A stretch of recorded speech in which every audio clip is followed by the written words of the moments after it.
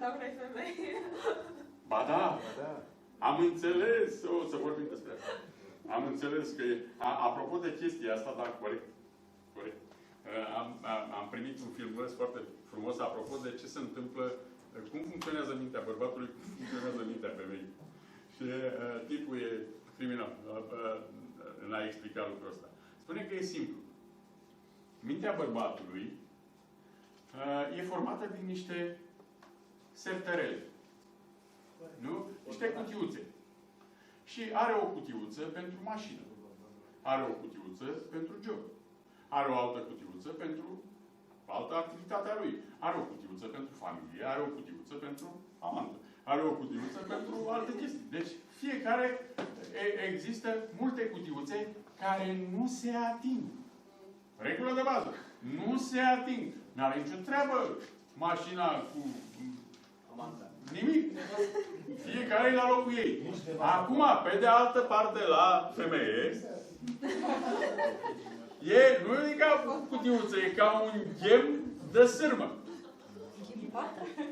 Și totul este conectat cu totul. Nu există ceva pe din afară. Totul este conectat cu totul. Și acolo e un zumzet continuu. De-aia femeile au tendința să-și amintească toate alea, mai mult alea rele pe care le-ai făcut, înțelegi? Tot timpul. De ce? Pentru că totul este conectat. Și sunt conectate cu emoțiile.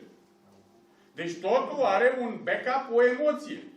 Când ai o chestie asociată cu o emoție, e imposibil să o uiți. La bărbați sunt cutiuțe.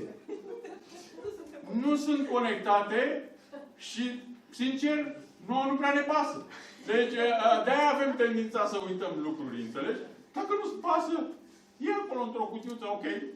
Sau? Dar la femeie, tot timpul zumzăie ceva. De-aia e greu rău să golești mintea unei femei. De-aia majoritatea yoghinilor sunt bărbați. Pentru că ei ce mai au? În afară de toate cutiuțele alea, au o cutiuță goală. Ai înțeles? Au o cutie goală. Și când sunt stresați, niciunde să nu. Direct la cutia aia goală. Și rămâne, dacă îi pui de-alea pe cap, e brain dead. Nu se întâmplă nimic acolo. Nu mișcă nimic. Verifici să vezi dacă mai respiră. De-aia bărbații sunt cu 4-5 ani, 4-5 ore, brain dead. N-are nevoie să se întâmple ceva, el e în cutiuța aia goală și are niște stimul exterior și, cum să spun eu, decât reacționează la stimule, n-are nicio treabă. Creierul lui e mort. Așa funcționează. Dar e greu la femei să golești cutiuțele. Să golești, să se golească, să se liniștească. Tot ghemul ăla, nu? Da? Ghemul ăla, să liniștești tot ghemul ăla, e belea mare. Însă se poate. Se poate. Se poate.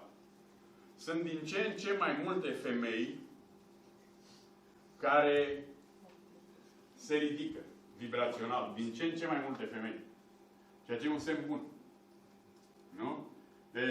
Din ce în ce mai multe femei. Mie îmi place chestia asta. Pentru că ajung în locul ăla în care trebuie. Poate nu încetează toată chestia aia din căpățâna lor, dar ajung la o anumită liniște. În care nu mai contează chiar toate alea. Așa funcționează